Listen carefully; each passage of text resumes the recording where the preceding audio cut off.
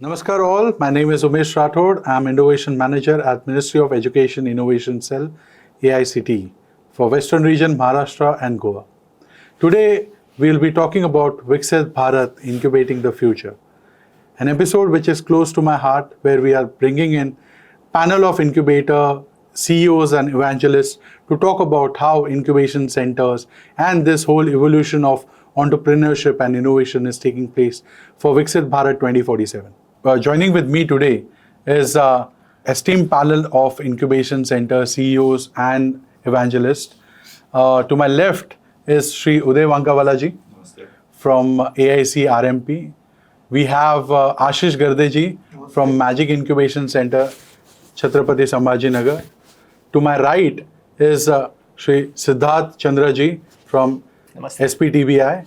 And to my extreme right is Dr. Divya Rathod from SNDT Vice. I welcome you all for this interactive session with the incubator CEOs and stakeholders. India is today having around 1,269 incubation centers with over 1 lakh startups registered with DPIIT. We are seeing a great shift in the way academics is working. When we talk about the role of Ministry of Education, it is really important to see that how incubators are helping our startups to scale it further and to understand the nuances which are underlying between the industry or academia linkage. What is the role which incubation center plays becomes really vital. So for that, we have this panel discussion, and through this panel discussion, we would like to highlight the best practices. We would like to highlight how the incubation center felicitates the startups coming from academia. We also want to see what is expected by the incubation centers when academic startups pitch to them with their pitch deck. And gone are the days when students had only opportunity to go for jobs after getting educated. Today, first, second, third year students getting the understanding of entrepreneurship nuances are pitching to incubation centers, getting incubated, getting funded, and scaling up their dreams. So I'm really happy to have this panel with me, and I hope you'll get good insights. Let me ask the question related to formation of incubation centers, because this is a very important question being asked to me as an innovation manager by different entities across my region. So I would like Ashish ji to highlight those aspects. What is your role as a Magic Incubation Center, if you can brief about it, and then you can narrate how an incubation center is established. Thank you for this question and the opportunity. Basically, Marathwada Accelerator for Growth and Incubation Council Magic. It's a incubation center which is promoted by Chamber of Marathwada Industries and Agriculture CMI, which is the apex body of industry, and it is India's first incubation center which is promoted by a regional industry association and hosted in the premises of the industry association itself. Basically, in today's context, when we have such a vibrant environment for startups, need of incubation center is very much. And considering the new education policy and the provisions in the new education policy, even academic institutions are very keen to establish such incubation centers for supporting the student and faculty-led startups in their respective institutions. Establishing incubation center in any organization, what we call it as a host institute. Basically, there are many aspects to it. We need some basic space for creating the required infrastructure. We have labs, we have workshops. Then we have other ecosystem players which are important, which needs to be connected to the incubation center, such as mentors, investors, and other support services. So these all put together constitute the required ecosystem for the incubation center, and with appropriate manpower to man the incubation center, such as we need incubation manager, a CEO, event manager, a portfolio manager. So there are different job roles which are required at the incubation center, and these support staff at the incubation center help the startups and innovators to nurture their startup and take it to enterprise level. Thank you for sharing that great insights, and I'm really inspired, with the kind of work the incubation centers are doing, and especially Magic coming from the industry. So we can see that how industry is also driving incubation, and how they can because Chhatrapati Sambhajinagar has a auto cluster and creates a huge opportunity for industry associations. Coming to the next question. We got a gist of how incubation center or what are the key stakeholders involved in it. But when we look at the academic startups, now when we talk about academic startups, there are two kind. Okay, one could be purely faculty-led or student-led startups. So coming to Udayji, how you think the academic startups or startups coming from the institutions, what is their life cycle? Thank you so much, Umeshji, for this opportunity, and your question is very interesting. First and foremost, myself, Uday Vakawal, I represent AIC Rambhav Margi Prabodhini, which is supported by Atal Innovation Mission Niti Aayog. We work closely with Ministry, we work closely with Niti Aayog. Out here, academic institutions play a very important role, although we are hosted at an NGO. So we are at Uttan, which is in Mira Bhayandar. We started in 2019, so our journey has been having different set of startups with us as incubators. So till date, we have incubated 85 plus registered startups. So 10% of our portfolio is academic startups as well, coming in from students. Rather, the first of our portfolio was through Smart India Hackathon, which AICTE had. And we had 3 projects, and out of that, 1 project got selected at AIC RMP. And we focus on agriculture, healthcare, education, and social impact. That's the focus area. That's what we have. Coming back to your question, I feel this is the right time, and connecting it to the theme as well, Viksit Bharat. I think what we are really looking at is young population, India, right? I mean, there are a lot of innovators that are there, and mainly research-based institutions, highly specialized institutions. AIM focuses on now medical institutions and specific super niche areas. And I was at Bharat Mandapam listening to Modi ji at Startup Mahakumbh, and he spoke about how innovation and this particular culture has to be developed right at the start. And that starts at academic institution. And that's where I believe that setting up incubation centers play a very important role. But at the same point of time, I believe that how academic institution would play a vital role is not just only the hard infrastructure. So we have wonderful infrastructure. It's the intellect, it's the soft infrastructure that would play a key role, and that's where faculty play a very important role. It's an ecosystem within academic institution which consists of your trustees management, then your principal director, then your faculty, then your students. So there is and also alumni, mind you. And what really happens is you have university as well. So it's a wonderful ecosystem. It's just that how do we make this connected? How do we make this effort? And I think AICT is playing a wonderful role through innovation centers and clusters through which now they are not just providing the infrastructure but also connecting everyone. I am based in Uttan, Mumbai, and this is my first visit to SPIT, and that's really surprising. And the invite has come in from AICT and from Umeshji. Having said that, now what I see is wonderful, wonderful collaboration opportunity, and that's what I think that our job is. Because please understand, students have got a mindset wherein they would love to work with experienced entrepreneurs, and surely with faculty, they would love to have technical knowledge.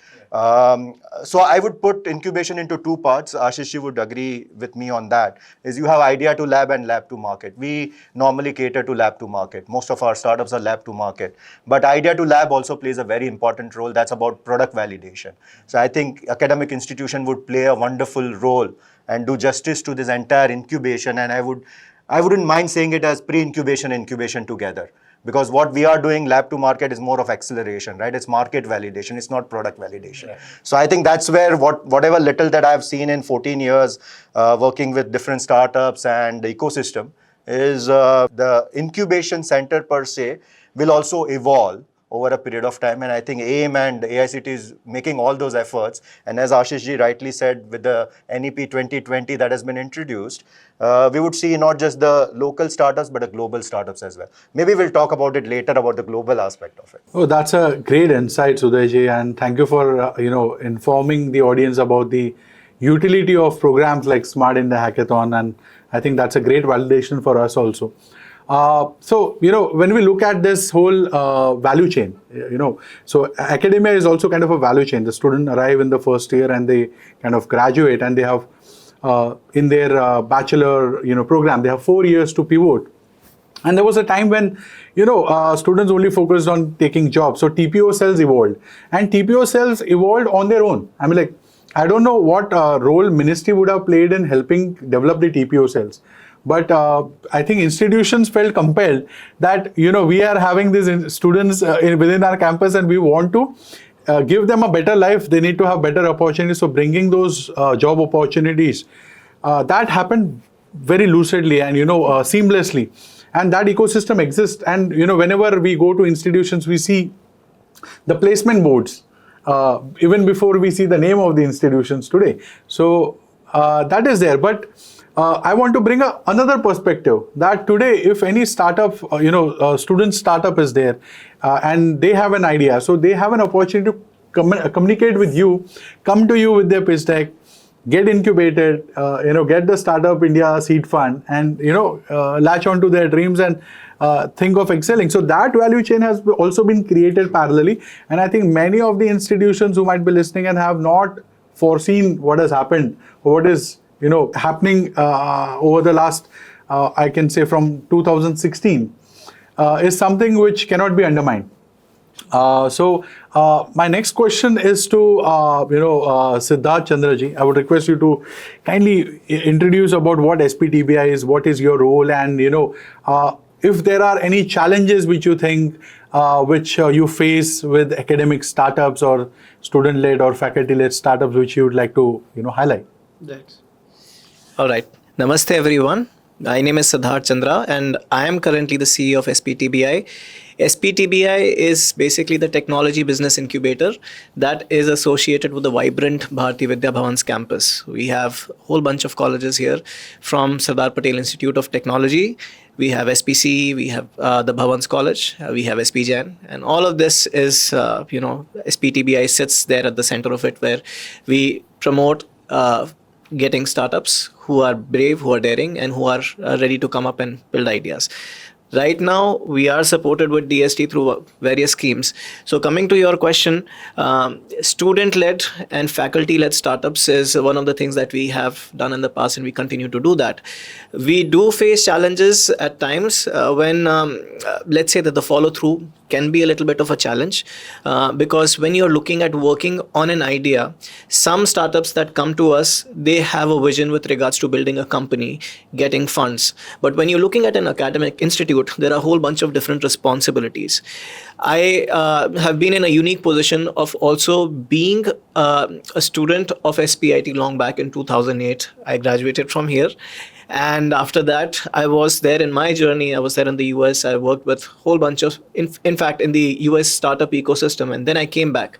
And coming back, I have not only been an alumni, but I came back as a faculty here. So I have also had the experience of teaching. I continue to teach as a visiting professor. And I have realized that the challenges that we face in the faculty are tremendous.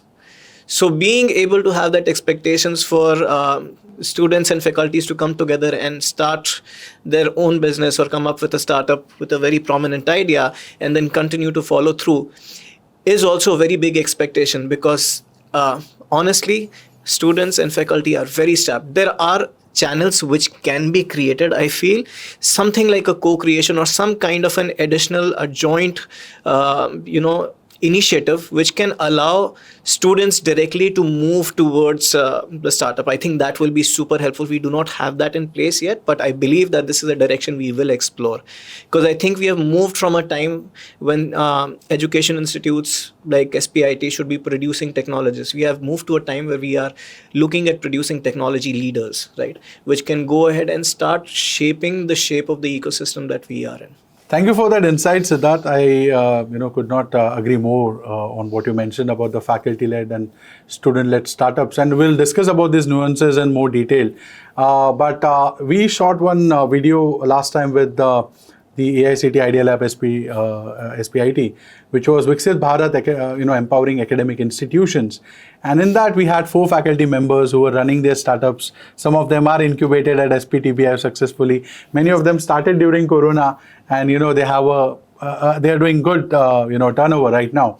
So in that, we had some insights that faculty have filed patents, and they have taken leverage of that and moving ahead. So with us, we have also Dr. Divya Rathod, who is an entrepreneur, currently turned into a CEO of SNDT Wise, and she also has a patented technology which she is working on. So prominently, I want to ask this question to her, like there are 1 lakh patents, lying with academic institutions, which were filed last year. And there is a big challenge which we face, that faculties or students don't take up those patents ahead, maybe for commercialization, for startup, or tech transfer or licensing. So what is your thought process on that, and especially if you can highlight on women-led startups as well?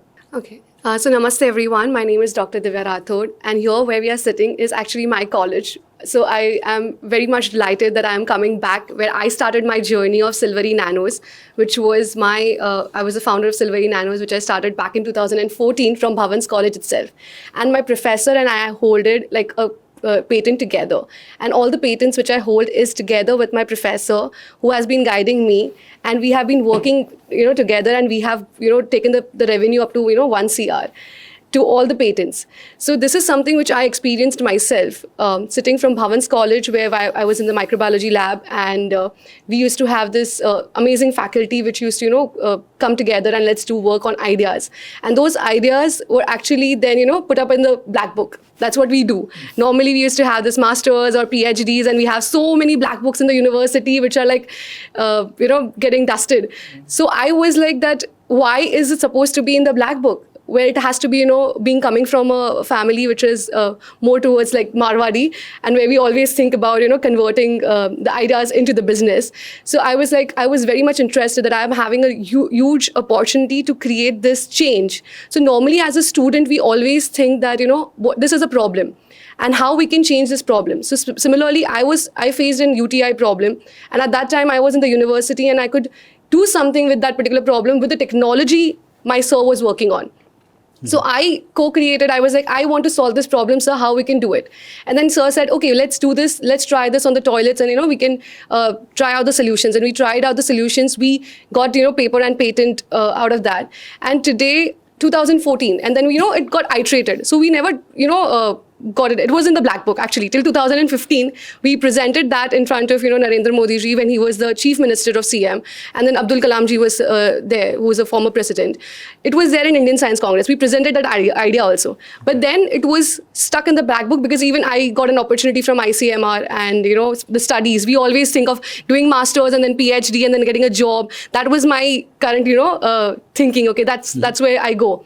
But then when I came to NMIMS for my masters, we got this opportunity called Chancellor's Challenge, where, AIC NMIMS was being, taken, the incubation center was there. I was the first incubatee of AIC NMIMS because I won the Chancellor's Challenge depending on the idea which I was working in 2014 from here. So that idea was actually in the black book. But then when I got this opportunity called Chancellor's Challenge, and now the India's incubation, ideation is so much evolved that a person who was like, back in 2014 didn't get that opportunity at that time to encashify, but now there are so many opportunities, and because of digitalization, because the boom of digitalization, everything is there on one click. You can just, put across the websites, all the incubators, all the ecosystem. You can just, if you have this idea, okay, I have an idea and I want to really, look after how I can, get grants or, support. They can just Google it out, and then they can get a lot of opportunities from all the incubation centers at one click. But at that back time, we didn't have that. And from Mumbai University, it's also, the innovation ideas and everything, they have created that. So that was the basis of mine. And when I became, masters in NMIMS, I got this opportunity and I won the Chancellor's Challenge. I got incubated at AIC NMIMS. And that was a very eye-opening thing for me. Being a student, coming to an incubation center, so I got to know how an incubation center plays a role in the ideation stage, as well as because incubation center is connected to the government, they're connected to all the industries, they're connected to number of customers where our idea has to reach. So if my problem was to solve, the UTI, getting all the toilets, covered with the nanotechnology where, we could prevent UTI and, save water and save environment, these people could connect us. Mm-hmm. That's the role of incubation centers. That's the beauty of incubation centers, that my idea was, because we get an idea, like 100 of ideas every day, you can say. If anyone asks, there is no, limitations to ideas, actually. Yeah. We get hundreds of ideas every day, but nothing gets, into the picture or into the action. But then this is the opportunity. If a student right now in India or anywhere they're thinking, okay, I have an idea, I see this problem today, and can I solve this problem? And how can I solve this problem? So now just he clicks, okay, I need to go to the incubation center. We have more than 1,000 incubation centers in the colleges, as well as industries, as well as, different sectors where they can go and approach. Once you get into the sea, we have so many boats which will, take you to the shore. That's what I say to the students when I teach, because after that I have been a professor, then I completed my PhD. And during PhD, I was running my business altogether from 6 years. In COVID, I got from UNDP, the COVID warrior, because I was supplying to Indian military, railways, and number of things. Then because that innovation keeps on going. And with the help of incubation centers, professors, the situations which have been created, you keep on innovating. So your product, if you're thinking, okay, your product is just one product, which was for UTI, but then that particular product went for all the surfaces during COVID, because it was in need of, the hour. And that's how you innovate. And why it got innovated? Because of, the incubation center supports, the grants which we have got. The internet was blooming with, whoever wants to, apply for the COVID idea. If they have any idea, you just, reach out to us. Right. And we got a lot of grants because of that. And then we could implement our ideas to all kind of surfaces. So we got that money, we got that support, and we got that reach. Absolutely. To the government, where my idea can be, at least reached. With a student, if I think about as a woman, to be frank, we were always thought, okay, we'll complete our PhD, maybe we become a professor and we will get married and, have kids or something. That was like a typical line. But because of digitalization, because of the incubation support which we are getting, as women entrepreneurs, I would tell every woman, if you have any idea, we are there, and they all are there to support you. Mm-hmm. Okay, so back in time, there were like a lot of, gaps, but then all these gaps have been filled right now because of digitalization, because of the incubation support, because of, number of things. The world is now much more connected. Mm-hmm. Because I have experience, I've never thought about that I'll go to, UNDP, I'll go to UN Women, World Bank. So right now I'm in the advisory group of World Bank, where I'm meeting across the world. I'm representing India, and I can share my ideas, thoughts about how Indian culture and Indian values have come into picture, and how we can contribute that. So this is the platform. If a person like me, who is like sitting in a room and thinking of something, and can reach to World Bank as an advisory group, and right now we have been nominated for MB100, which 81 countries, and also WIDF, where we have 168 countries together. I have got an experience of, connecting I have got an experience of the whole world, you can say, and how my solution or my idea can actually solve this particular problem, because every country has almost the same problem. We all are humans, we all have the same problem we have. So we can, as an incubator of India, we can actually reach to the world altogether because of the connection we have. Yeah, so, but coming to you, obviously, that's a great, what I can say, example of a woman-led startup, and how you are shaping it up, and networking with multitude of institutions in the ecosystem. But coming back to that question about the how. Patents, obviously, one example was converting it to the startup and creating that. But maybe Uday sir or Ashish ji can highlight some of the aspects as to how this could be taken to commercialization or tech transfer, and what scope do you see as an incubator? Can you play a role in that as well, in that value chain? So सबसे पहले very important, I think we were talking of some numbers and we said 1.2 lakhs registered startups and some 1,200 odd incubators. If we would see how many of those 1.2 lakhs are registered with incubators, that's the core question now. We really need to find out and then see exactly where is it that we are adding value as incubators. I think there is still a gap. I think what you said, that's amazing as a platform. The second part, what you are really talking about, I always say it's all about mindset and it's all about the platforms and the opportunities. Most of the time, what really happens is as a researcher, we feel that paper file kar diya, patent ho gaya, our job is done. The commercialization aspect, if you would go to Europe, US, over there, what really happens is there is enough funds available to continue their research. I think that's where AICT is now playing a wonderful role of having different schemes and platforms through which they can. Yeah. So I really wanted to bring that particular perspective as well with this. And the other part, what really happens is there are not many success stories as well as failure stories that are being published. So the innovators that are filing patents, they themselves don't know what's the roadmap for them next. Whether they can become an entrepreneur or they can file. So I always say there are serial entrepreneurs and there are serial researchers who would file patents for. So we have, like, I think when we started about innovation center concept, and the whole theme was we have 1 lakh plus patents with us lying in our regional centers. How do we really convert it? Has to be done by someone, whether that's faculty, student, alumni. We need to give them that exposure, that what are those opportunities and how you could create a business opportunity out of it. The core out here is the business.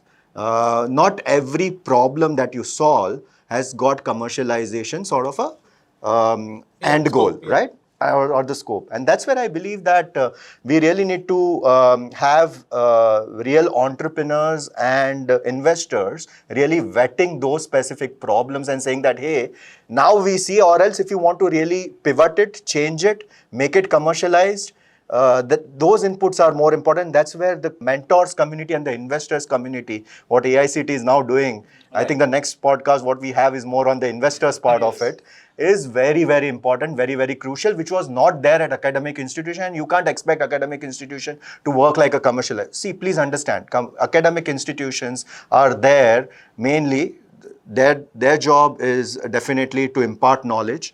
The second part is the degree, which is very important, or a postgraduate. The third thing, placement.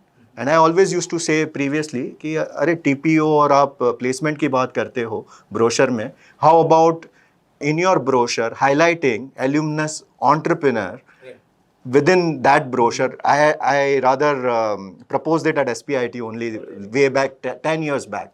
12 years back, rather. In fact, we were discussing yesterday at one of the institutes. Exactly. So. and see, that's where the mindset will change. And I think what you really spoke was from the heart, right? So what I really was looking at is a student with that passion or alumni with that passion. अगर ये passion कोई एक particular individual drive करता है, वहाँ से change आएगा. It's gonna take time, and out here, please understand, we are talking of India, which has got a diverse culture, and if you would go to the south, you would have other challenges. If you are in Mumbai has challenge of a comfort zone. Right, because we have got everything available. Absolutely. So that's where I think in Aurangabad, I would say that people would say that we have got challenge of we don't have access to capital or investors. Mumbai के पास है, but Mumbai में इतने entrepreneurs आ रहे हैं, महाराष्ट्र से आ रहे हैं. There is a huge scope, but then that's where we really need to have that particular gap being filled. Adding to this point for this patent, I'm also a part of Labs patent. So there are so many patents which have been, lapsing, and they are already, there in the market, and they have been, commercialized by a particular person or by a particular industry. So what we can also look at the Labs patents, as well as the patents which have been, into consideration by the researchers and by our academicians.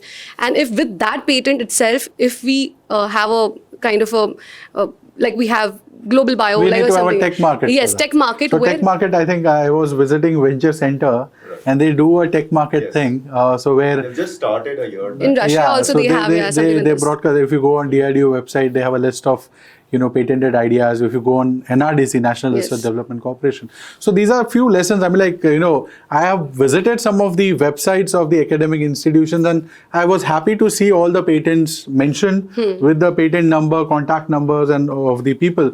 If we can have that on the academic website itself, we can have buyers for that. Or at least we can showcase it, because until unless we don't show these patents what they are a black box. And to commercialize it, we need to have that connect, as Udayji mentioned, like bringing investors, mentors, pitching the patent itself, whether it has a commercial value or not. I have a different point to add to this conversation. Like whatever research that is happening at academic institution, it is happening from the point of view of research. It is not market oriented or industry oriented. Correct. If whatever research projects are taken in academic institutions, if they are finalized in consultation with the industry, the application would be there immediately and patents won't get just filed and True. So there are few institutions which are doing it. I was at, so I should not name particular institution because, but there are many institutions which are following this. I think they can take these lessons from them. But there is always, sorry to interrupt, but there is always this sort of a fight between whether industry is coming forward or academic institutions should go to industry, and then there is always that sort of a thing that who will make that first move. So where the Correct. incubation center Where comes. the incubation center comes. Absolutely. So that's Yes. what my question was. What role incubation center can play in this as a mediator or as a catalyst to catalyze this thought process? Incubation centers want good ideas. Yes. Now, what currently I think what we are doing is we are floating for applications, but these are for startups.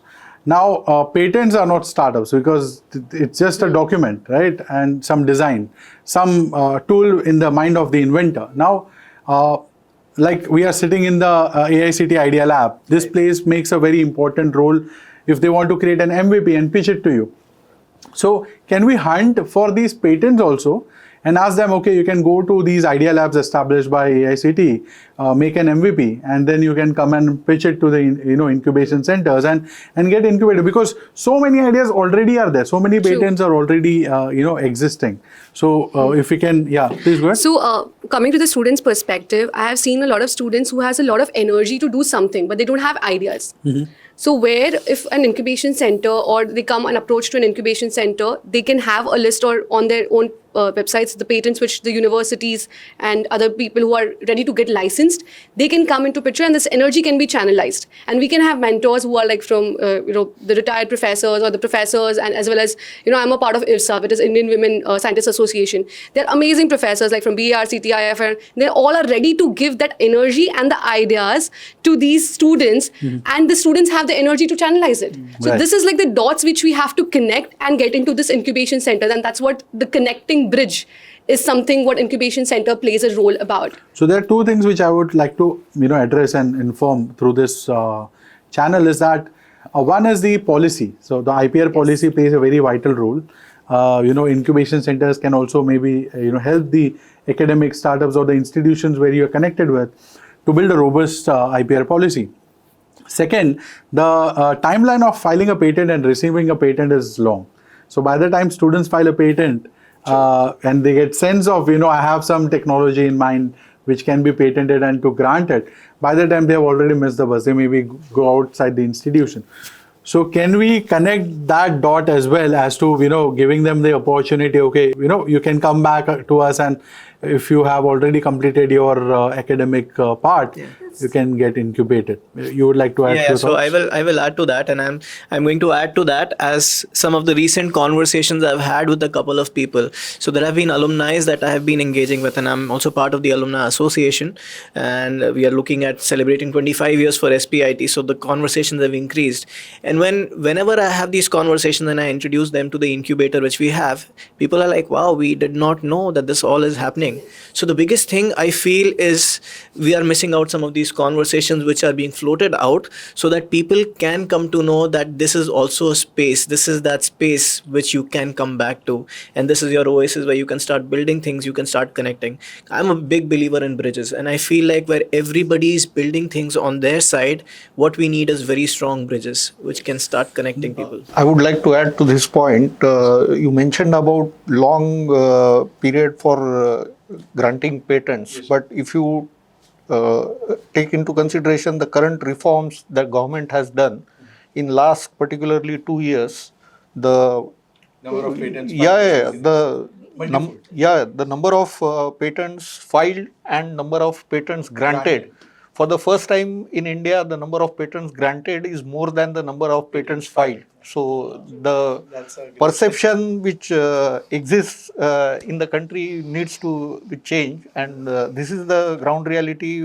Our patent office is doing some amazing work. Right.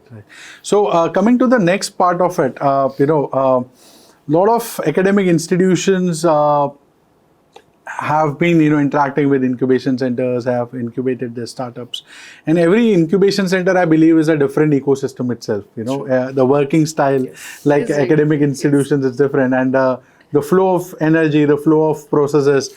So I would like to hear from each one of you one by one, like what kind of best practices is that what you follow at your incubation center, as so can we start with? So we at WISE SNDT, we have around 382 colleges.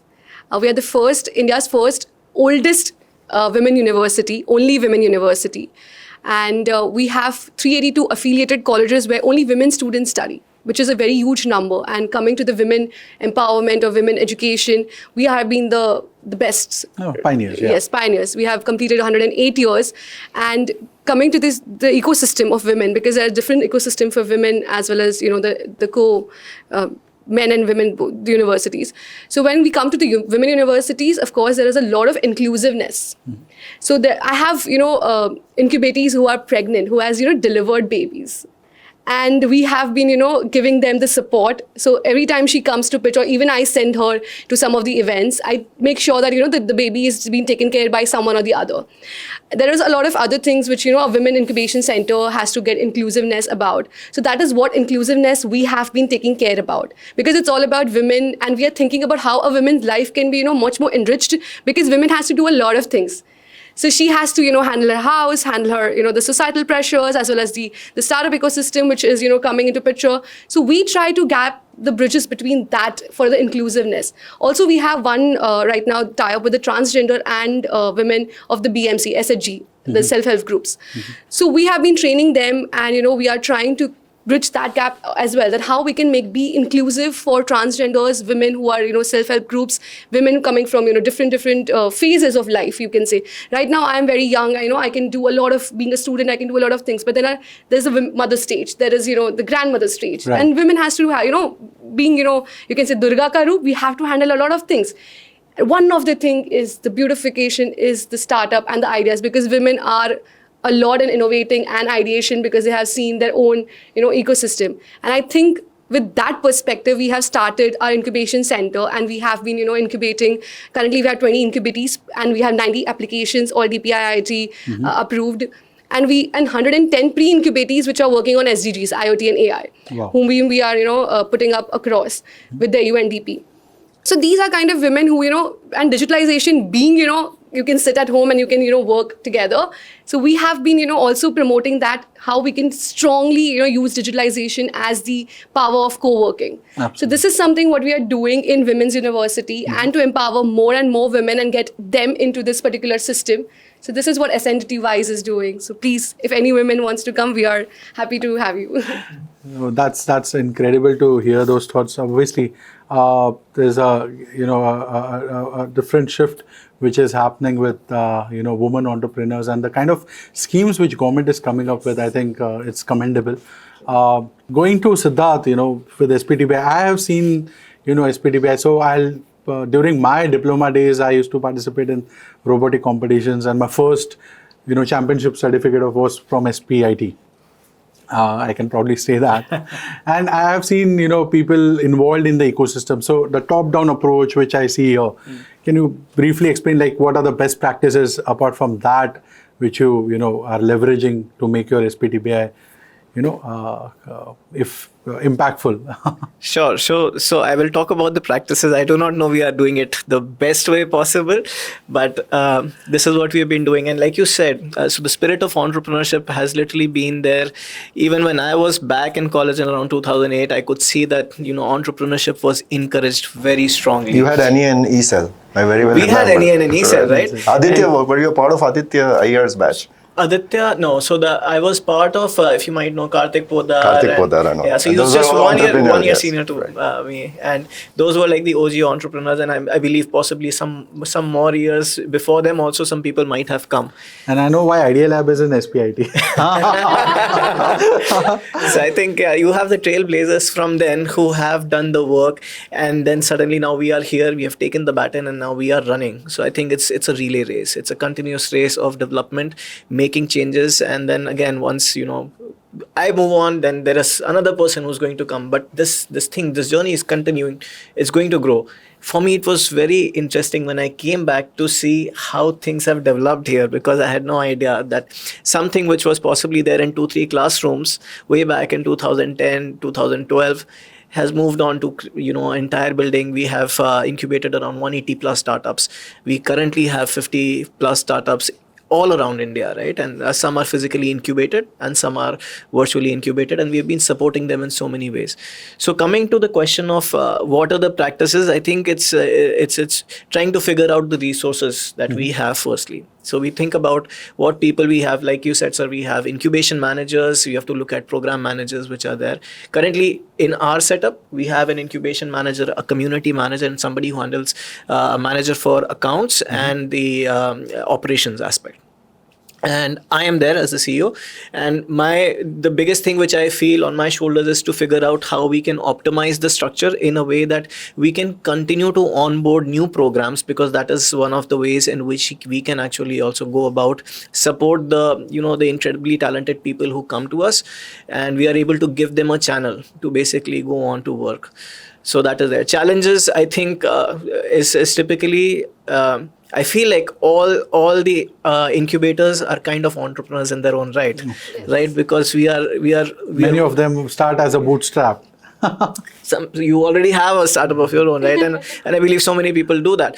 And it's the idea of being able to work with uncertainty that kind of is very, very predominantly visible in this ecosystem. And I think that's an area where I feel more visibility can be added. Maybe a little more, big challenge would be solved for me when I feel like we get an understanding of how many people do we really need, right, for each of these areas, so that we can possibly do justice to the programs that we take in, and we are able to give them give justice to the startups as well.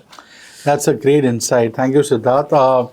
So we also have Ashish Gardeji. He is not the incubator CEO per se, but the one person who channelized the thought process of bringing industry from Chhatrapati Sambhajinagar, and he's an evangelist. And I visited Magic Incubation Center during the IDE Bootcamp, which was recently held in September at MGM University.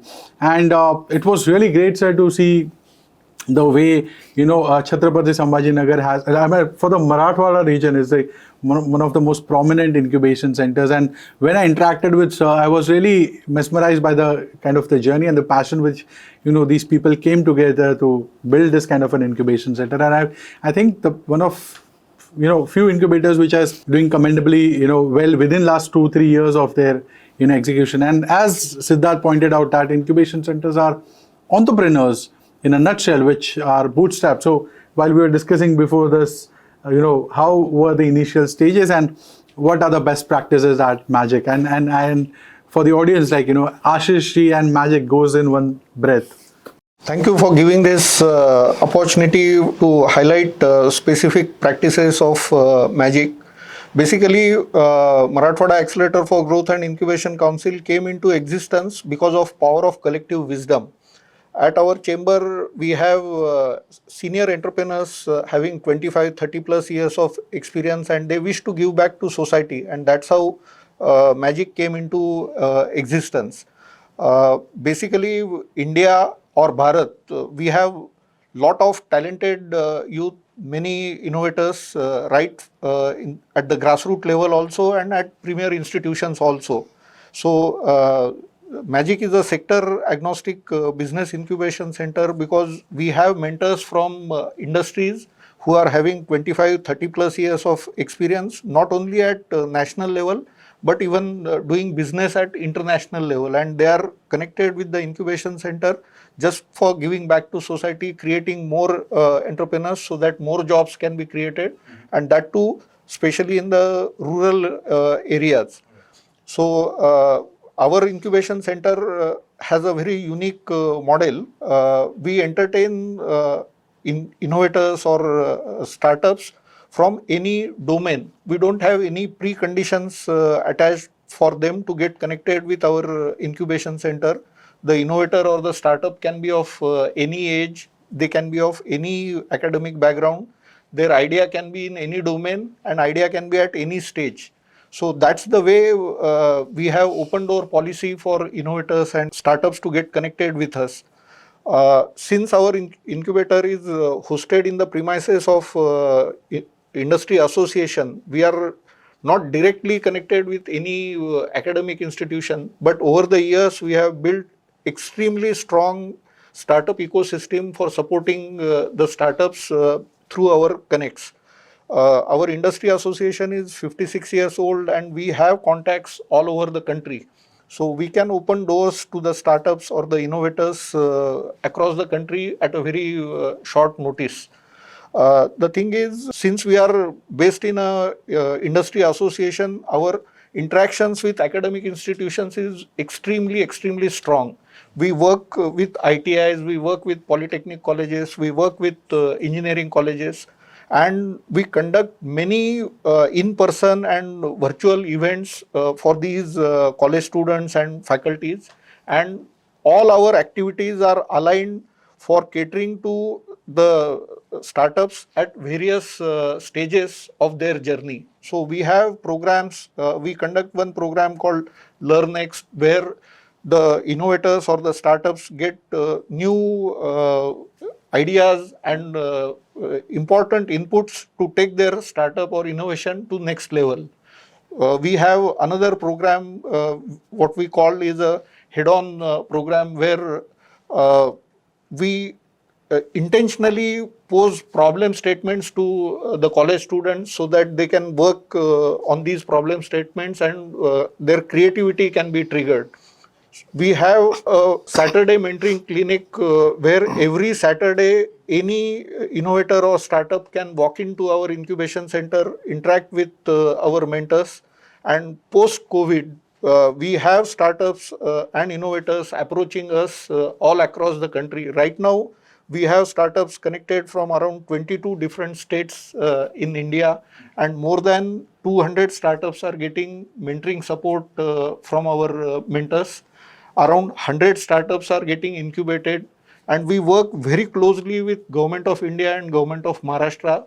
Almost every department we are interacting and passing on the benefits of government initiatives to the startups. That's the way we are supporting startups and innovators. Right. So in the past, I think we discussed about there are some 16 departments from the government which you are connecting the startups with. The best part about our incubation center is we have a very strong ecosystem built through collaborating with various categories of ecosystem partners. We have many NGOs, we have got many corporates, academic institutions.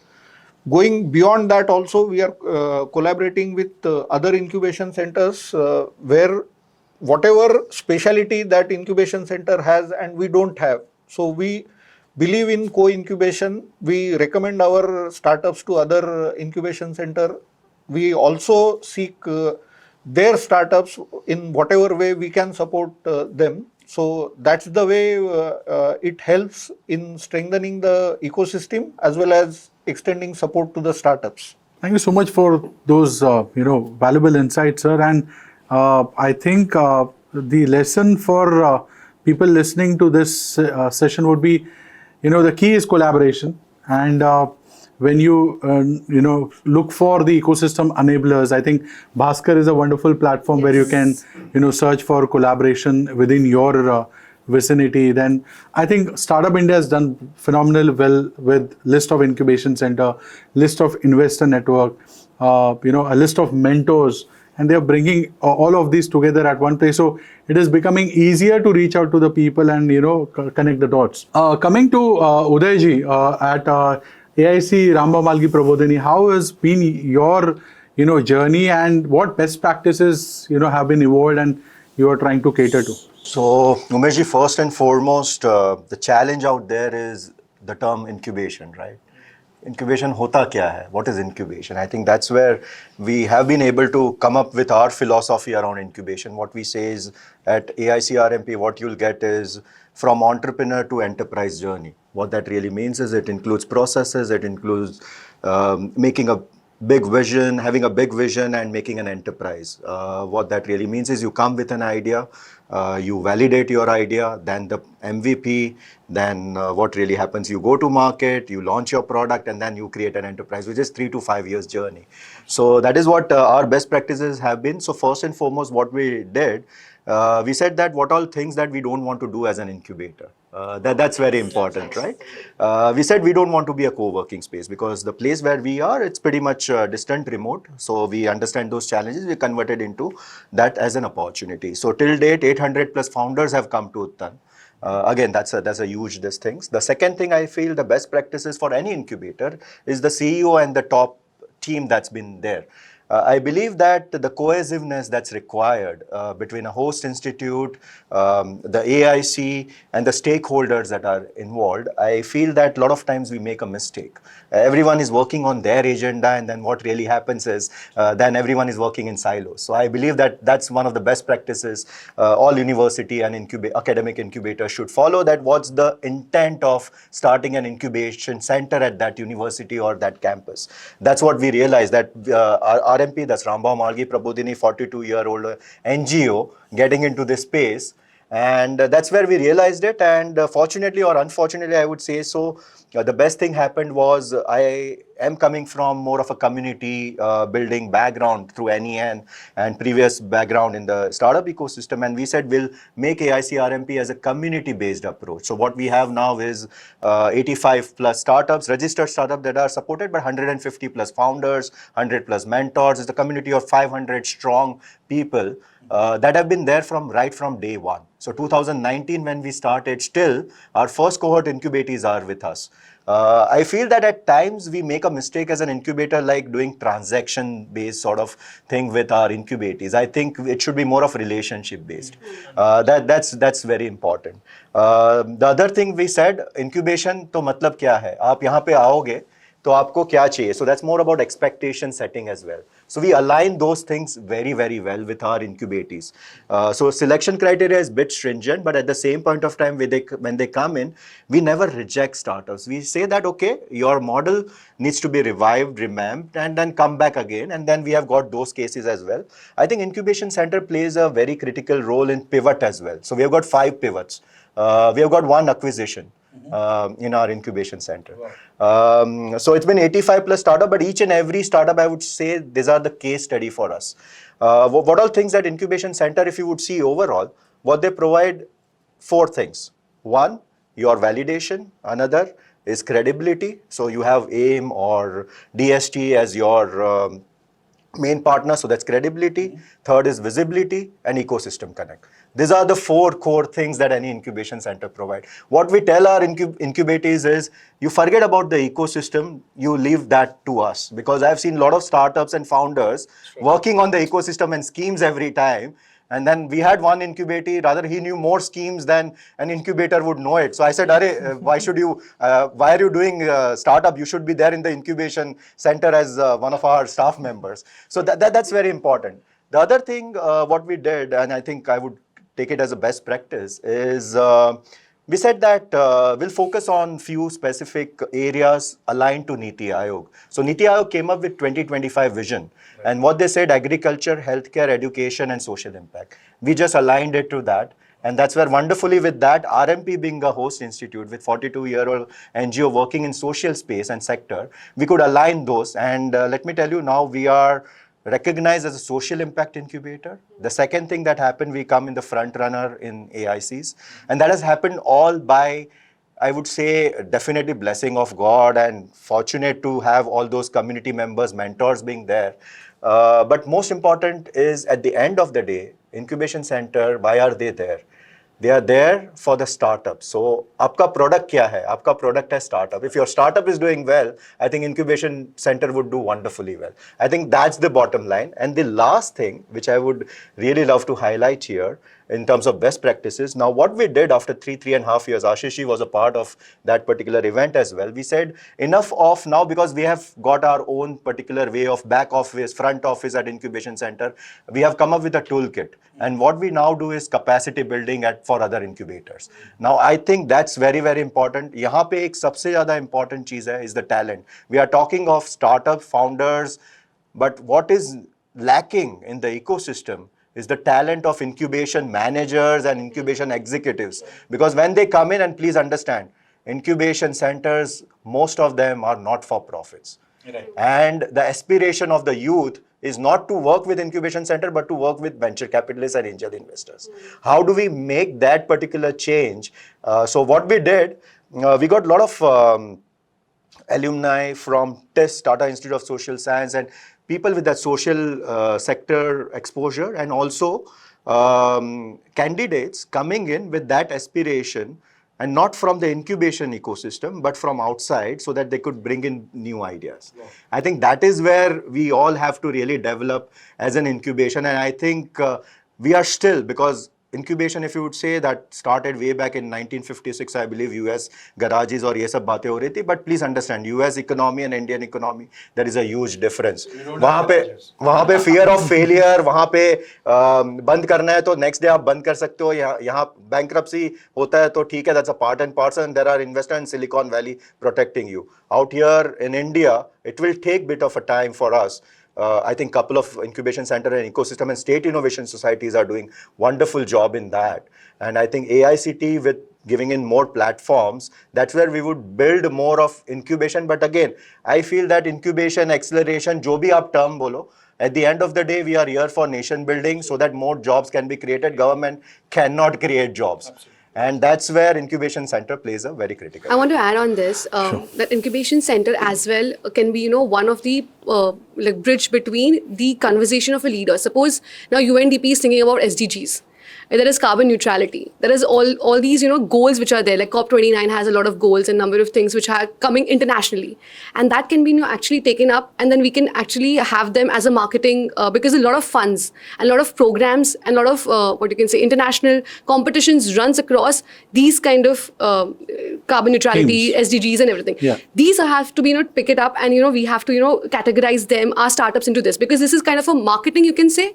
Like, we can say like a Barbie ka movie aata, everyone, gets into the pink color. Something like that. If there is an SDG, if there is carbon neutrality, if there is, so all the incubation centers can actually arrange their startups and get them of different perspective altogether also. So connecting that vision of the world through this incubation centers. We have been talking about Vasudev Kutumbakam, and when we look at global perspective, I would like to add, most of the COP thing we have achieved. Yes. And when we look at as a country, we are at the bottom of the pyramid. We are nowhere compared to what Western countries are using in terms of, US, like 25% energy consumption for 5% population of the world. Sorry, but I think one of the very important, so now what we are really talking about is thought leaders. Yeah. What we are really talking about is consistency. What we are really talking about, what I really find is, first and foremost, in any incubation center, very important, we spoke about entrepreneurial spirit and entrepreneurial leaders. If at all the CEO is not reflecting that in any of the incubation center, wahan pe main issue हो जाता है. And that's where CEO has to develop that sort of a vision that while they are working with the incubation ecosystem, we say that each and every staff member of incubation center is like a karyakarta. What that really means is they are contributing, giving back to the society. If you don't have that vision, what would happen is you will also digress, because then if you would see, there is also funding involved, there is angel investment involved, and there is always a pressure of having numbers as well. Itne incubatees aaye ki nahi. When we started off, we never started off with numbers, Umeshi. We had, I think, 10 as our first year. We achieved 19 incubatees in Uttan, and then we were like, wow.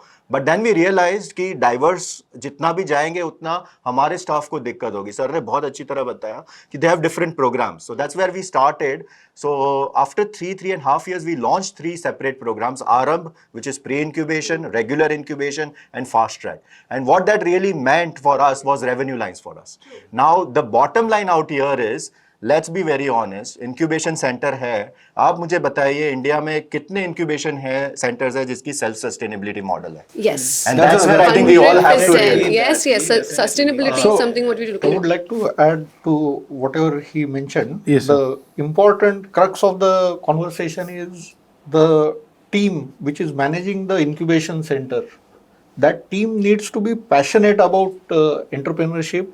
They need to know the nitty-gritties of startup ecosystem. Right. And most important, they need not look only as a job Absolutely. while they are working at the incubation center. The point which he mentioned, like having proper trained manpower at incubation center, centers. that's a very critical point, considering the rate at which new incubation centers are getting established in the country.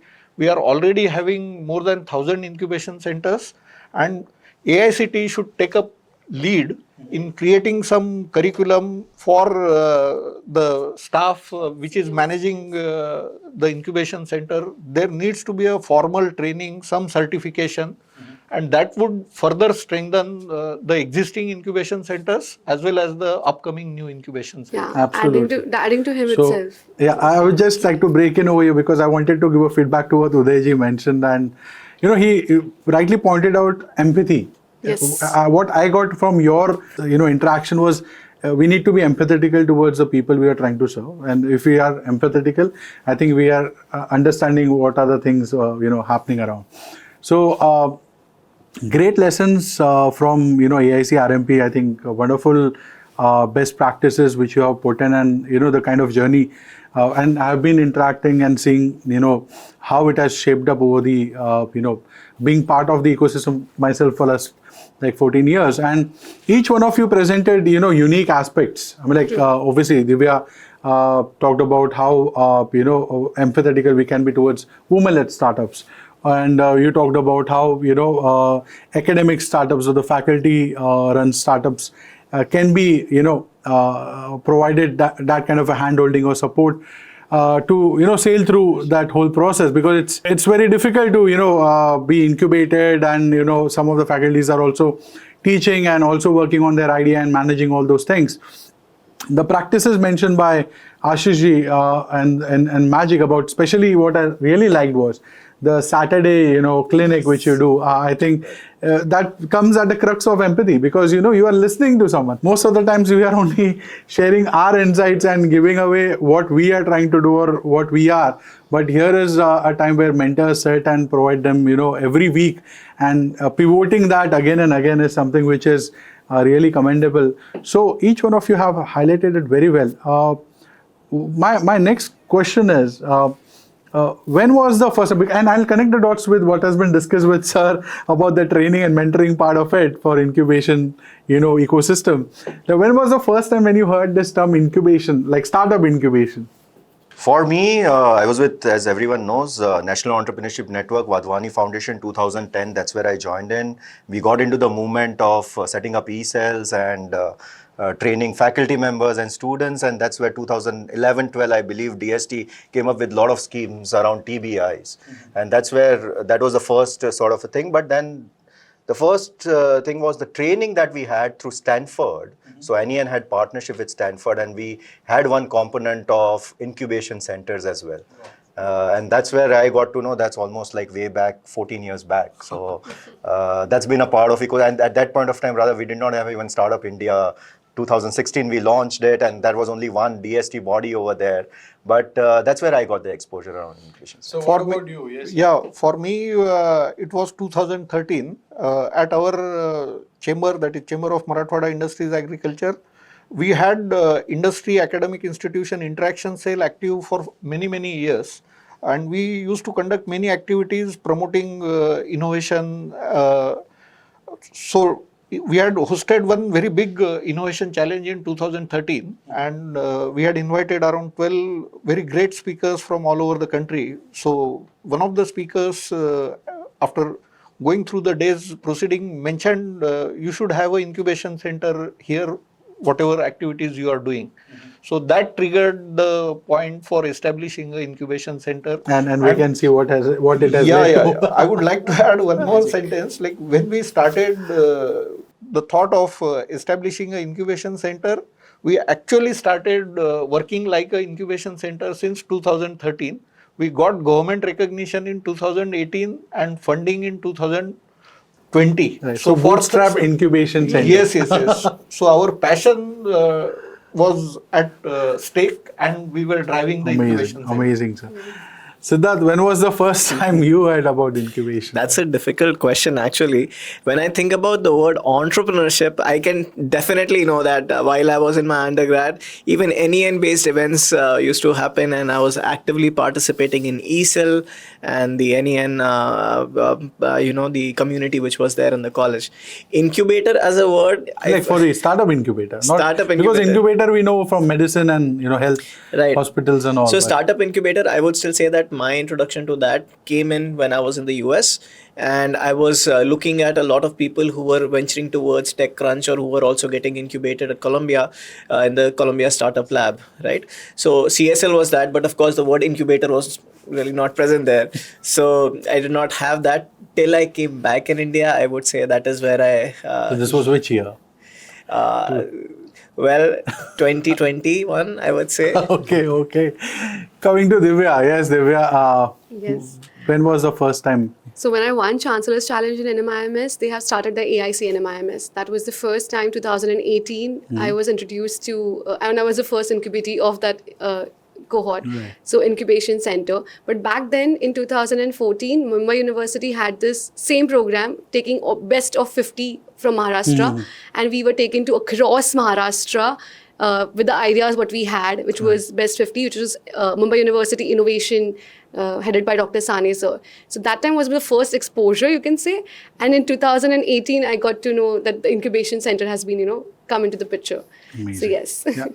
So that's, I think we can say like 2010 was the time when it, really started building in the country. And suddenly, I think in 2013-14 also, there were a lot of startups coming from, IITs and, majorly to do with electronics or STEM-based edtech companies. Like I know Think Labs, then there were many other from IIT Kharagpur, IIT Kanpur. So great insights on that, because why I asked that question was, see, whenever the ecosystem develops, then the need is created. So incubation center CEOs or evangelists or anyone has done it because now that ecosystem is there, so that's why that position is created, right? And now when we talk about empowering these institutions, definitely I think there is a need for the capacity building program, which Ashish you mentioned about, and during the ISBACon also I think it was discussed on various podium as having a strategy, common use cases and best practices being shared amongst the incubation center. So that ecosystem is, picking up. My next question, I think, which we would like to also highlight is the linkage between India and abroad. Like, as of now, we are solving the problem pertaining to India. And I have been following some programs like GINSEP, German Indo Startup Exchange Program. There is Indo-Israel Startup Exchange Program, ICEP, and there are many other such ecosystem, activities which are happening. So at your incubation center level, have you done some collaborations, or how you see it can be shaped up, like, with academic startups also? I will go first. in our journey, we were fortunate to get connected with German Development Agency GIZ. They were our knowledge partner in our inception stage. They did all the hand-holding for establishing this incubation center. They had also arranged a study tour for understanding the German ecosystem for startups. So from there, we got the flavor of what's happening in other incubation centers, especially incubation centers abroad. So internationalization of incubation centers is extremely important now. Fortunately, we have Startup India and Invest India. There are many bridges already created. To best of my knowledge, some 16 different countries are connected through Startup India and Invest India for promoting startups, and incubation centers should avail the benefit of that facility. Definitely. Anyone else would like to add to that? So as you were saying that we are very low on the SDGs, we are the pioneers, where we don't have to work. But then we, as the culture and India, we can actually export that. Absolutely. We can be the examples for the world that how we are, as India being such a big population, we are so sustainable and we are still, accompanying our SDG goals. With that, I have been, a part of WISE SNDT itself has been part of Stanford Seed Program, where our incubators have been, experiencing that. So already we have been associated with them. On the personal basis, I have been to a lot of international incubation centers. Like World Bank has its own Water Challenge, Youth Innovation Challenge. Then Cornell, Maharashtra, where Cornell University is coming into picture. Then we have right now the Babson College is coming into this MB100. Right. Then I've been working with UK. The UK DCMS have their own program. With the Maldives also have their own program. World Bank with the China, because I was currently, I keep on traveling. So I was in 6 months, I have traveled twice to China. Mm-hmm. So they have their own ACYF programs. So all these programs are there, and how we can connect with them. UNDP Youth Collab is such a huge program where from, Rambhau, this thing, I got an opportunity for UNDP Youth Collab, which they have hosted. So this is something, we got exposure because of the, incubation centers adopting these international programs into their culture. And then we, as incubators, as well as an incubation, CEO right now, I'm looking forward for this and how we can, collaborate together. Like TBC, I have 12th November, I have one panel where Asia, Africa, and Latin America together, they come into picture. Mm-hmm. That's only for the sector specific of sanitation. Mm-hmm. These kind of, international tie-ups, we have been, looking right now for SNDT WISE. And I wanted to make everything to be international, because India can become a very big example in terms of sustainability, in terms of, showing the culture, the heritage, what we have, and we have been using that practices. And that has to be, showcased, and how they can, we can solve the problems of the world. This is what I want for, India level and all the Indian startups and incubators. With that passion, I think there is no stopping. Yes, there is no stopping as such. So at AICRMP, thanks to Atal Innovation Mission, we have RISE, that's one of the program in agriculture sector. For Australia as a country, I mean, we really are working very closely on that. As Dr. Divya rightly mentioned, the UN United Nations Youth Collab, that's another thing wherein we get exposure around that. Also, Denmark University on Water Challenge we hosted. The other thing at AICRMP, what we are planning to do is work closely with World Trade Center Mumbai, wherein different consulates can really come together. My challenge has been at Atal Innovation Mission, we say that we want to build world-class incubators. And then when I ask, show us at least one world-class incubator that could be a benchmark around it in India, that's always a kind of a open-ended question, right? I believe that if we can create something like that together, I'm not really talking about one incubation center. What I'm talking about is a regional specific thing. That's very, very important. The exposure, and one more thing we have added, and that would be helpful for, I always say that start small and with some experiments, and then you can grow further. Rather than talking about countries, what we have done is we have taken international mentors. So we have mentors from Dubai, we have got mentors from Australia and a couple of other countries, mentors who travel the globe, and then they come back to the startup saying that, hey, why don't you think about this opportunity out there, not in India, but outside India. So that's also very important. one thing which I forgot to mention, like during G20, for the first time, India introduced Startup 20 vertical. Yes, why not? Absolutely. And we had very great 4 conferences which were hosted in India, and there was participation from all the G20 countries, and which has helped many incubation centers to establish international connects, and their cooperation is continuing. So government is also actively facilitating such international connects through such initiatives. And the best part is Dr. Chintan Vaishnav was sharing that. That's the mission director of Atal Innovation Mission. Absolutely. So we have got all the best practices from him in a way that now Brazil adapted that, and then the next country who's going to be hosting the G20 part of it. I think we have those insights. But as Dr. Divya is saying, the problem out here, what I see is we always talk about internationalization and adapting their thing. I think it's a high time wherein we talk about our culture and our best practices out there in the world. And I think the world is also obliging on that, and 100%. we are seeing that shift happening. Let's go to the question of policy and the challenges pertaining to that, because I think that is a very important aspect which we have not touched as of now. Because for incubation centers to obviously, they have to be self-sustainable. Government is providing various grants and various schemes are there in place. So how do you look at it? What kind of policy, changes or suggestions you have which could be adopted by the government to make this ecosystem of the incubation and entrepreneurship more cohesive? Anyone would like to add their thoughts? Yes, sir.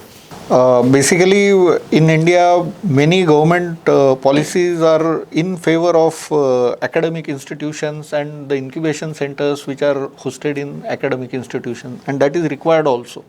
But simultaneously, if such policies which are meant for startups or meant for incubators, if they can be extended beyond academic institutions also, for example, incubation center like Magic, which is promoted by industry association, equal or better results could be produced through same policy implemented at a broader level. Absolutely, that's a win-win situation for academia also, because the patents thing which we discussed, right? There will be industry, academia, industry startup linkage, and then they can directly scale up.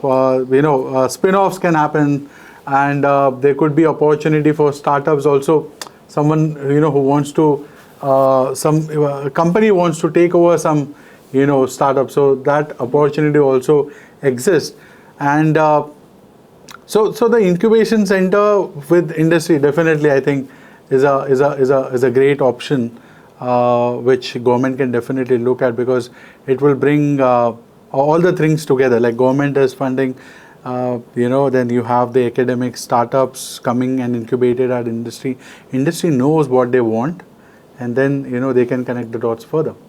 So anyone else would like to add to this? So I think from my side, I would say in terms of policy and guidelines, it would be really, really good to see how we can create a certain structure in incubation, organizations. Incubators will really benefit from that, because if you are having people like your incubation managers, we have program managers, event managers, if there are defined roles and roadmaps which can allow them to see that this is a place that they would really, really want to belong, and see how they can grow also from there, I think that will be super beneficial. Because I feel a lot of systems, since it's still kind of new, I feel a lot of incubation centers are coming up, incubators are coming up, and when it is a little ad hoc, you just kind of have people who come in place. They say that, okay, you're supposed to run this or you're supposed to do these things, but people can feel a bit lost. It's just that you have the entrepreneurial mindset that you go with it and you're able to take it. But if we can get certain structures and policies around what are the things, what are the good practices, I think it will really, really benefit. Okay, I think it will be very individualistic from the incubator perspective, because I don't think so government can compel someone to do it with respect to the academic institutions also. So I think there could be some use cases, best practices from other incubation centers which can be, I think, adopted on that level. Yeah, so coming from the policy making where we are the youth advisory group of World Bank, We also make policies for the startup incubation on the international level, only for the SDG 6. That's what my picture come into picture, and also for the Maharashtra front. What I think is there is a huge gap because it has been like initially started. There's a huge gap between, what is the relation between the university and the sector-aid company. That's a very big thing. How these, things can be collaboratively, working together. Because suppose I'm an incubatee. I have to, co-incubate with him, everyone, because we are not being collaborated together. So you have to dilute the equity everywhere if there isn't equity dilution. But then that has to be, on the incubatee side, that's a, what you can say, a negative point which I feel. And then they have to, travel everywhere. But as an incubator or, coming to the CEO position, if I see that I am connected with everyone. So today I came to SPTBI and I got to know that, okay, they have this kind of, infrastructure where I can, we both can tie up and then I can send my incubatees over there. And then that's how we can, because we have an MOU in place and how the collaborations can happen. And then we can send it depending on the specific thing. So that has to be done. Second thing is the founder's vision, like as a CEO. Right now, I have my own vision. But there is no as such a vision which has to be like, training for the CEOs that what should be your vision, what should be your categories or what should be your thinking. Because a leader you have to create leaders. Being a CEO, you are a leader, you are a founder. You can't be like a position where, you have to sit and, do a job. But then I feel that being a founder, I am the leader who has to lead this particular ecosystem. Then we have to have the policies for the CEOs, for the, like we have Labasna, right, for the IS officers, something like that. We need to have a training system in place where, the systems and the processes have to be, in picture because everyone is working like trying their own, we are experimenting our own selves. But then together, if there is one leading team which can experiment, which can put the things in processes, that will be like amazing for the whole ecosystem, nationally as well as going internationally together. I think, there could be other side also for it because then won't you limit certain things, when you bring things in the, one purview.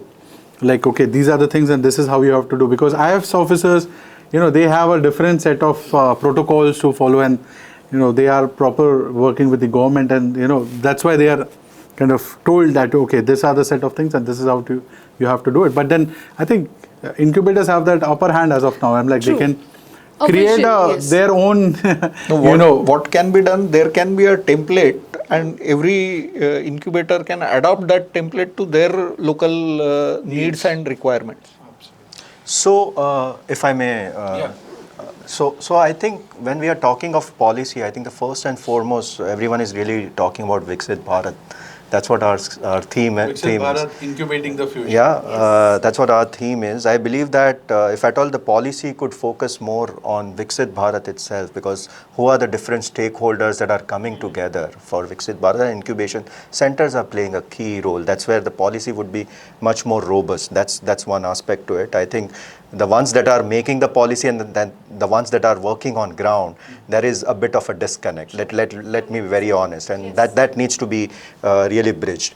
The second thing which I feel that as a policy, what we really, and I would really encourage our government to really look into this is the research. Now, what's really happening if you would see the amount that's been or the funds that are being invested in research and the validation of product, right? You would require a lot of labs and you would require a lot of center of excellence. There are center of excellence, there is a target of achieving 1,000 COEs and all those things, but on ground when you see the situation is pretty sad in a way that it's going to take time. That has to be aligned with what we are really wanting to do. So out here we are talking of AI, ML, semiconductors, chips, all those areas. I mean, these are the huge hardware infrastructure. If we want to compete with China and other countries, our policy should have those things, what our startups would be doing 10 years down the line. We haven't incorporated. The thing is, we are still going back to the US and saying that, hey, 50 years back, US had those policies, let's work on that, but that's not the ecosystem, that's what we are in. The third thing which I feel that's very important is the rural incubator. Sir would agree on that. Forget about the metros. What we have is the talent out there in rural setup, and out there, it's not the incubation center that's going to work. It's mainly the hand-holding. It's mainly the smaller initiatives of AICT as well, which is of setting up those labs out there. That's where entrepreneurs would come in. If they don't have a policy around it, it's going to be waste of effort and all that. And the last thing, and I would love to talk about it, that's close to my heart, Dr. Divya knows about it, that's women entrepreneurship. With IIT Bombay, Shailesh Mehta, we just came up with a white paper on women entrepreneurship. And what we realized is what we are really talking of. So rather AIC RMP has got 33% of our portfolio as women entrepreneurs. Wow. And the thing is, again, if you really want to encourage, it's not that only highlight the ones that are there as women entrepreneurs. There are budding women entrepreneurs as well. How would you really support them? There is web platform now, which is women entrepreneurship platform by Niti Aayog. Yes. But these are like very few, or rather in numbers. I mean, you really need to grow that. And how would you really reach out to, for me, an entrepreneur is someone who's also having maybe 2 or 3 staff members. It's not talking about crores of revenues. Right. You have self-help groups, you have women entrepreneurs working in a silos as their passion, hobbies, food businesses and all that. They are self-sustainable. They are entrepreneurs for me. Have you worked out a policy for them? Somewhere we are missing big time on those things. So I think that's what I would love to highlight. One quick point, what he mentioned about rural entrepreneurship. We need to have policies for which are targeted at startups which are not that innovative or not that tech involved. Right. Most of our policies Right. are targeted for unicorns. Correct. We need to have policies for these micro enterprises or smaller entrepreneurs who may employ 20 or 30 people in their respective towns. Right. And such number of enterprises are required in India in different villages and towns in the country. So Umesh, my issue is when we say policy, most of the times हमारे mindset में आता है policy are regulations and frameworks. Actually, that's not the case. Policy is more about the roadmap, right? I mean, that needs to be done. And if at all, the people that are making the policy, they haven't, normally we say walk the talk, they haven't got the exposure of being there sitting at the incubation center or innovation centers or maybe accelerations. And then if they are coming out with those specific things, I think there is going to be a huge gap. And I believe that all those stakeholders, and that's where G20 policy, when we drafted, rather Dr. Chintan drafted, he came up with 5 different aspects to it, including financial inclusion, including SDGs, including women entrepreneurship. And that's where I believe that somewhere, यहाँ पे India में, when you say entrepreneurship, and then when you connect it with finance, and when you say that, okay, this would be a unicorn, then you start thinking about the regulations. You don't start thinking about wealth creation and wealth distribution.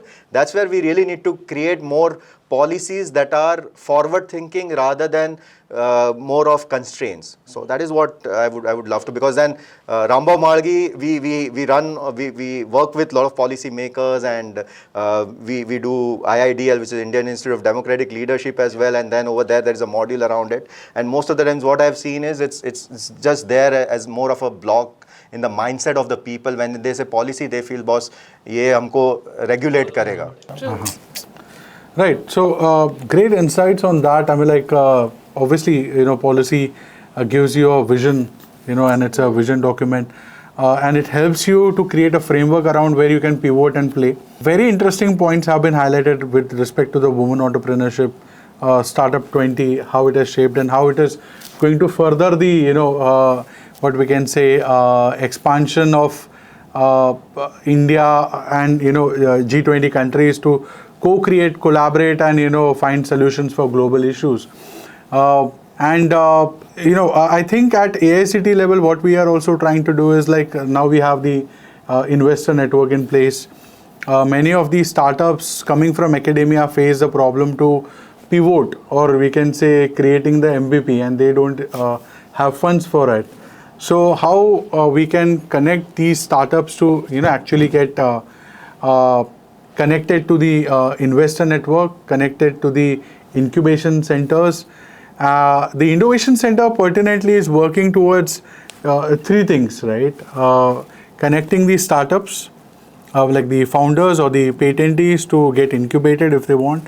If they are looking for licensing, then how they can proceed with it and work towards getting the licensing part of it, or if they want to do tech transfer.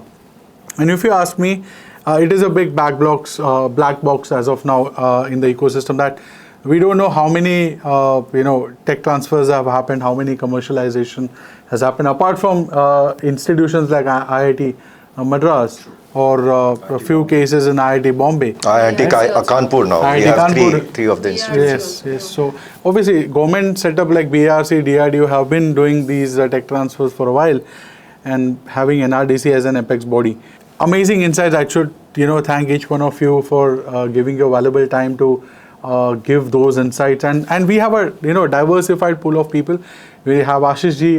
He's an evangelist of entrepreneurship, innovation for several decades. We have Uday Wankawala ji from AICRMP, who like almost 1.5 decade of being part of the entrepreneurship ecosystem. We have Siddharth, who has international exposure in collaborating and now taking care of SPTBI as an incubator CEO. And then we have young and dynamic, full of energy, Divya Rathod, who is leading SNDT Vice Incubation Center. So to sum up, what we have discussed, we touched upon some of the best practices which has been taken care by incubation centers.